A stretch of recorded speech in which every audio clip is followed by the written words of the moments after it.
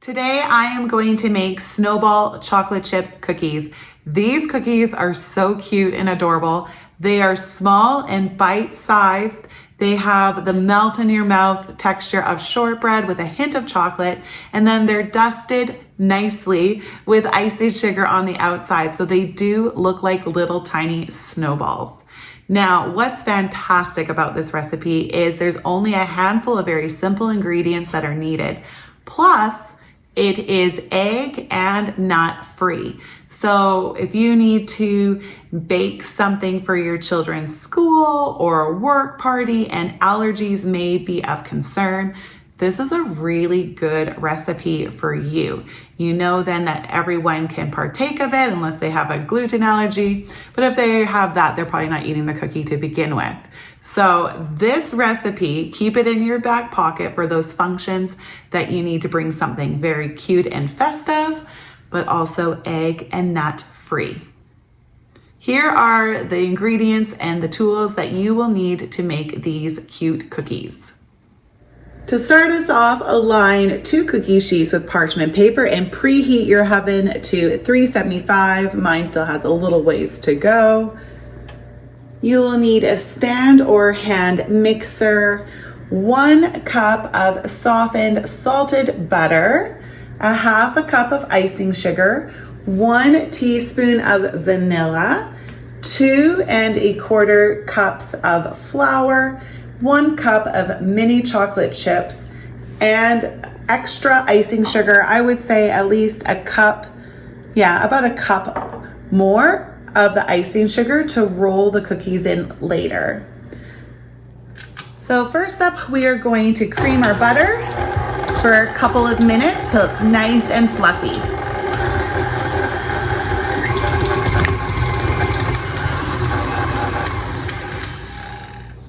Okay, we're going to scrape down the bowl in the beater, and then we'll add in the vanilla and the icing sugar. All right, so next up, half a cup of icing sugar. Oh, it's really packed in there. It did not want to come out. And 1 teaspoon of vanilla.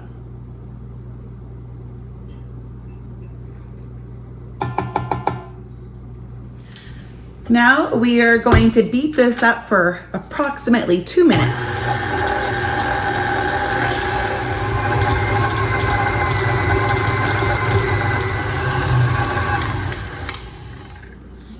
Right. Let's do the beater and the bowl again. And there's the mixture. Now we're ready for our flour. So with the flour though, we are not going to just dump it all in at one time.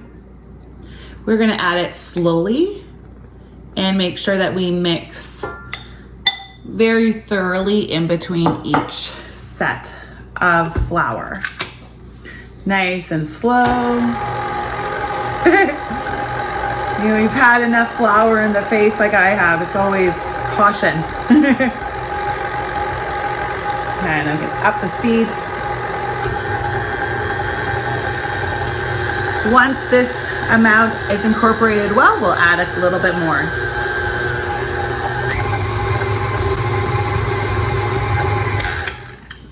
There we go.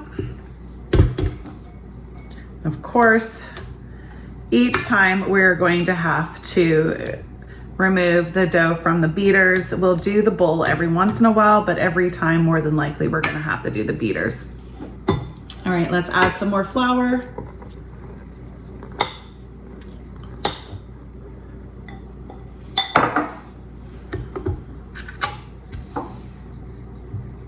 There we go.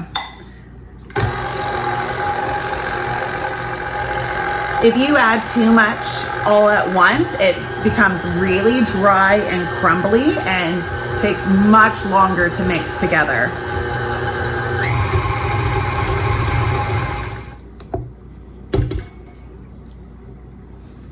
Okay, the remaining flour is in. Let's do this one more time. Oh, that was close.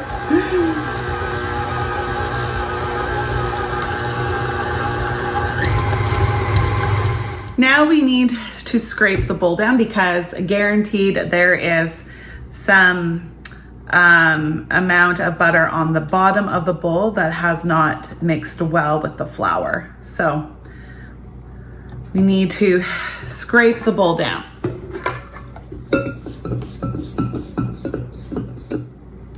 Once the sides are done, then I go for the bottom.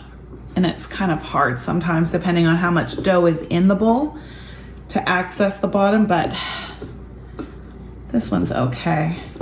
Yeah, there it is. There's the mixture that is stuck to the bottom. Okay, there we go. So this dough is very thick. So sometimes if it's a thinner dough, you just stir in your chocolate chips.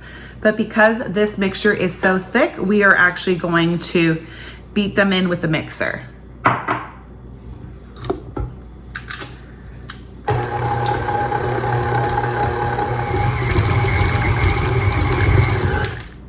All done. Looks so good. Now the fun part. We get to make them into nice balls. Look at that. How cute is that? And they're not very big. This is like, I don't know, maybe a tablespoon or a little bit under. Not very big. And I don't really like to use the scoops because I want them to be a nice smooth round ball. You can fit quite a few of these on your cookie sheets. So I just, as long as they're spaced nicely apart, it doesn't really matter. So 4 works well here for me. All right, I'm going to fill up this tray and then they will bake in the oven for 7 to 10 minutes. I was able to fit 20 onto my cookie sheet. So I'm going to start this off because this is the first time I've baked these in this house with this oven. I'm going to start off with 7 minutes because I do not want to over bake these. And while those bake, I'm going to get working on the next 20 to go in. And I was able to get 20 more cookies made for this sheet. So in total, if you make them the same size as me, you will get 40 little SnowBall cookies. My first batch of cookies are just about to come out of the oven. So I want to stress to you to try not to over bake these cookies. They can be slightly golden brown on the bottom. Anything more will over bake the cookies to the point of them just being a harder, tougher, crunchier cookie.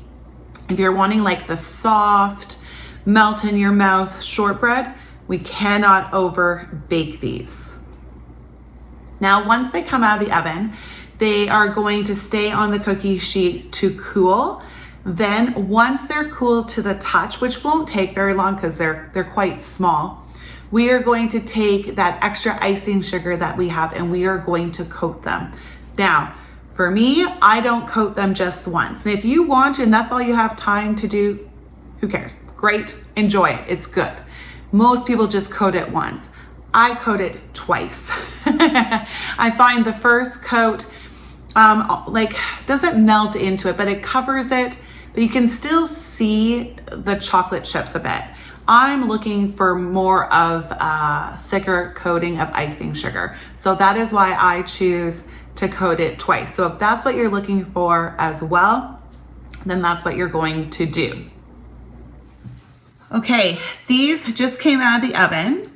They did take longer than 7 minutes to bake. These took about 10 minutes to get a little bit golden brown on the bottom. See that golden brown? That's what you're looking for. If it's brown all the way from the bottom and up, your cookie is just going to be a little bit drier and crunchier.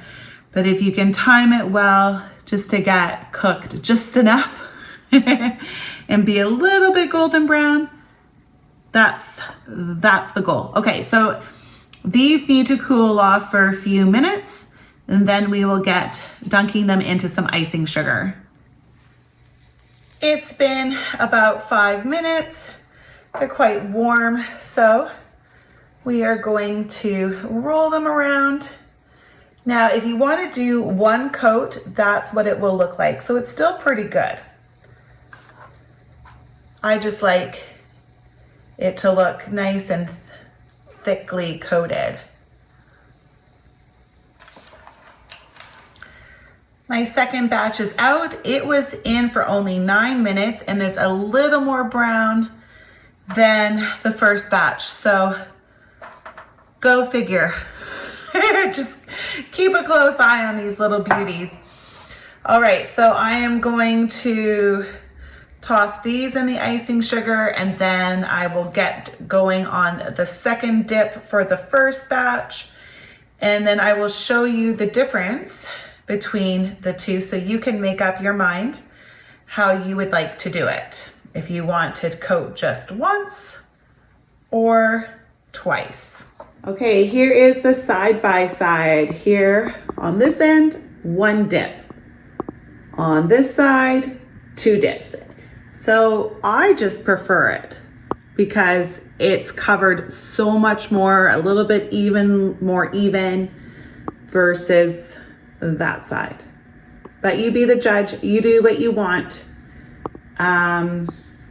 Yeah, I'm just drawn to this. This is where my vote is. All right, I am almost finished with this recipe. Once my second batch cools off a little bit more and settles with the icing sugar that is on them, I'm going to give them a second dip. Now, if you're wanting to freeze these cookies and make them ahead of time, that is not a problem at all. Just know that between the freeze and the thaw, your icing sugar will be disrupted and you will more than likely want to give them a little freshen up in some more icing sugar. So you'll give them another dip and they'll be as good as fresh. So just be aware of that. But for the cookie itself, freezing it is no problem. Thank you everyone so much for baking with me today. I really do hope that you enjoy these SnowBall chocolate chip cookies and that your family and friends enjoy them as well. If you have any questions, let's leave them in the comments below. Besides that, I hope that you really enjoy them and that you tune in next time to see what we're baking next. Bye everyone.